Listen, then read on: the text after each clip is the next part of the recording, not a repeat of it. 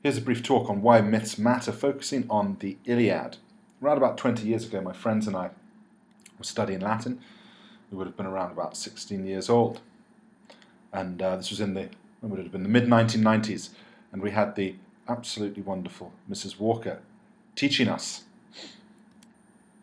Here's how I like to remember my friends and I in the class of Mrs. Walker.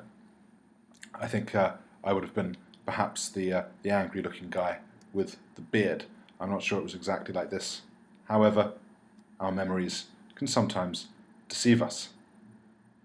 I believe I was trying to impress a student, and, as anyone will tell you, I have an absolutely wonderful understanding of what is going to impress the ladies, and I believed at the time that it was misbehaviour. So, and I don't want this to be purely about me. Two of my friends and I, Tom, Hodge, and I, were being idiots in the class.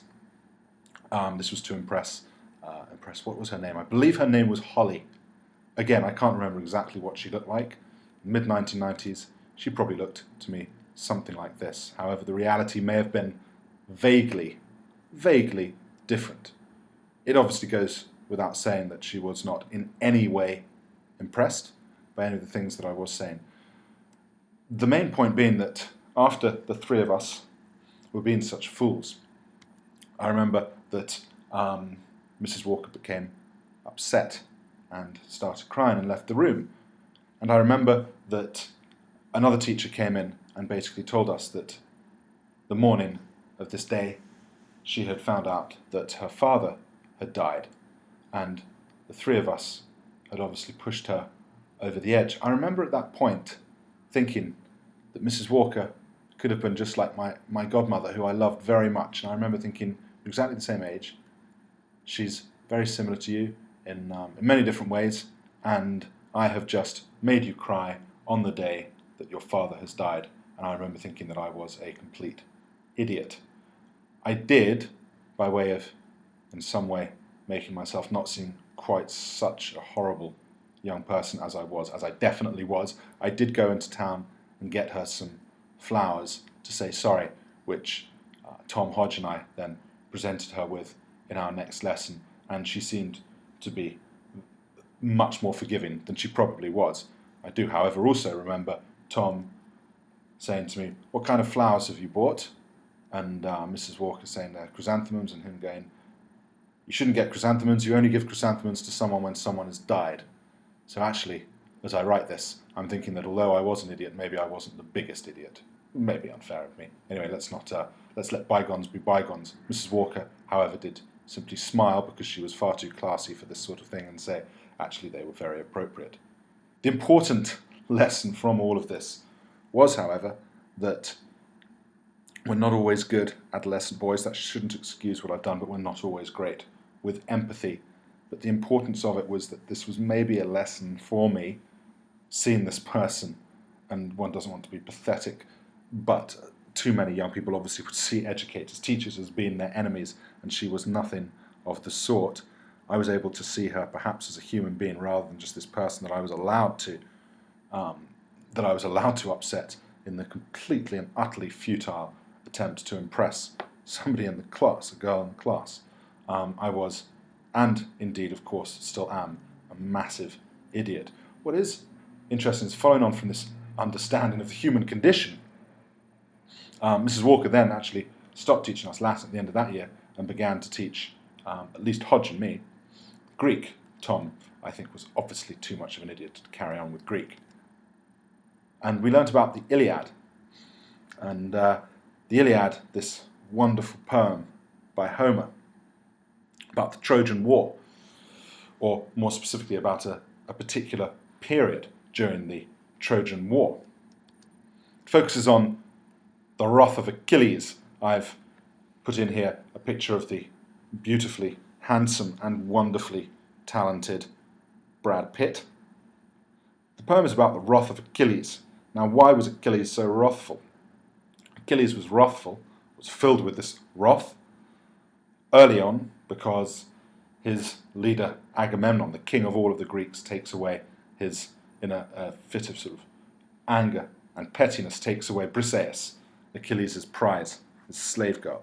And he only says this probably out of jealousy of Achilles' ability.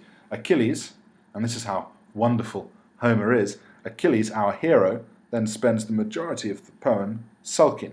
I wonder how often nowadays how viable it would be for the hero of a film to be spending the majority of it sulking in his tent. But this is exactly what Achilles does. Wrath is actually probably too generous a term for what he's doing for 2/3 of the poem. He's sulking, basically. He's refusing to fight. And this means that Hector and the Trojans have a certain amount of victory.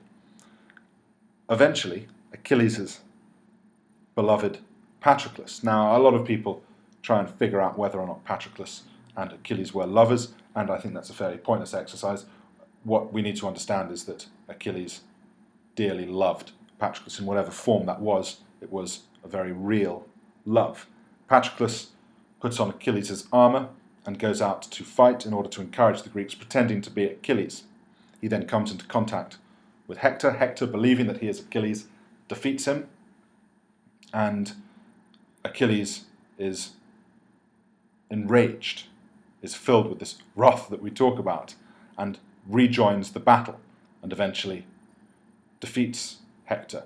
Achilles, what makes Achilles so heroic?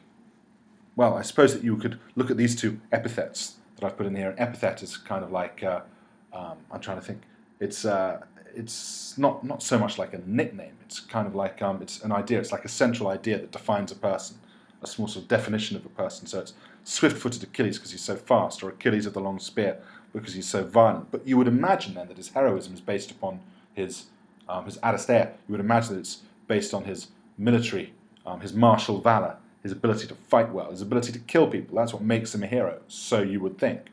In the Iliad, if you were to ask people about Achilles and what qualities he possesses, they would probably say he was the greatest fighter, or words to that effect, in the Trojan War. So he is filled with this passionate anger. And the thing about Achilles is that he is passionate, and everything about him he does in a massive way, in a huge way. So in his grief, he rejoins the battle and ends up fighting against Hector. He defeats Hector. He defeats Hector in front of Hector's family, outside the walls of Troy. He kills him. And it's really violent. And he takes pleasure in killing Hector in front of all of his friends and family, his wife who we've seen, his little kid who we've seen. And Achilles takes great pleasure in doing this. And again, you've got to remember, this is our hero. Our hero is a man who says that he just regrets that he isn't able to eat, I think, Hector's heart or something like that.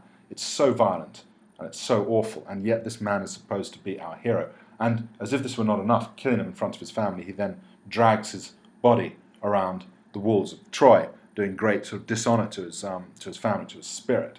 And this is too much for Hector's family to witness. And so it's filled with tragedy. And again, I want to repeat this. This man is supposedly our hero.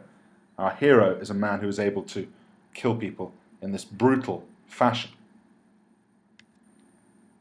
Eventually, Priam can't take this anymore, his son not being buried. And Priam sneaks out of Troy and goes into Achilles' camp and eventually meets Achilles and begs for his son's body back. And Achilles looks at Priam and thinks, this man is just like my own father. He looks at him and realizes this man, even though he is supposedly my enemy, is just like my own father. And this is an amazing thing, because it means that 3,000 years ago, what Homer is saying is that even though this person is on the other side of the world to you, even though this person is supposedly your enemy, he is just like your father, and his son is just like your son, and that we are all people. We have this quote. Not only does Achilles, and as I was saying, everything that Achilles does, he does in a huge way. So when he kills people really well. But when he forgives people really well. Well, forgives isn't the right word at all. As in the same way, if his wrath is huge, then his forgiveness is huge. So in the same way, his anger his brutality is so massive, but then his humanity is so massive as well. And he actually asks this: will you tell me how many days you propose to devote to Prince Hector's funeral, so that I myself may refrain from fighting and keep the army idle for that space of time. So not only does he give the body back, he actually says, now you can have the body back, but also I want you to tell me, how long do you need to mourn him? This is the extent of his humanity, because he realizes that even though you are supposedly my enemy, you are just like my own father. And understanding this humanity, this is the moment when Achilles becomes a hero, is when he understands humanity. It's actually, when he's doing all the violent stuff at the beginning of it, when he's killing everyone, he's actually fairly inhuman. And when we look at it, maybe we could even say he is fairly unheroic, certainly by modern standards. It's difficult to sympathize with this man. And yet, we associate the heroism with his inhumanity, with what makes him different from other human beings. And it's only really when he becomes a human being, in his love, that he becomes a hero. So it's actually love and humanity that make Achilles heroic, not his ability to kill people. There was a soldier in Afghanistan. This is a quote from him. "It's a joy for me," this is on killing people, "it's a joy for me because I'm one of those people who loves playing PlayStation and Xbox, so with my thumbs I like to think I'm probably quite useful." What this man is doing, is essentially saying that these people in Afghanistan are just like characters in a computer game. They're not real people to him, and I'm sure that makes it much easier for him to kill them. Now, who this man is, and he's obviously an idiot, who this man is isn't necessarily all that important, but suffice it to say that he is an idiot. Obviously, the Athenians, it's even a Greek word, idiot, isn't it? It's a person who takes no interest in politics, but perhaps even a person that takes no interest in life. If it is that easy to kill a person, I'm sorry, because you don't view them as being a human being, then you have to be an absolute idiot. And that's it, seeing these people as being different in whatever horrible racist term it is that you have for a person that you're fighting against on the other side of the world. It's going to be very hard to actually build a better world if you are simply seeing these people as being completely different to you. And what Homer's suggesting 3,000 years ago is that these people are no different to us. At the end of it, Achilles, taking the old man's hand, gently lifted him, and overcome by their memories, they both broke down. Perhaps what Homer is actually saying is that if the world is going to be any better, any more beautiful, then it is going to be by us crying together over one another's losses and realizing that the loss of a father in Afghanistan is the same as the loss of our own father, and that we should be able to cry over another person's loss just as our own. If we separate them as if they are not human beings, then it stops us from being a human being. And that's the great humanity at the bottom of the Iliad. At the center of the Iliad, I feel personally, that it is understanding that our enemy's father is just like our own father. Our teacher is no different from our own godmother, who we love. That in the end, if the world is going to become better, if it is going to become any more beautiful, then it will be by us crying together over losses of the enemy as if they were our own losses. And only in this way do we retain our humanity and therefore our heroism, Prince Harry.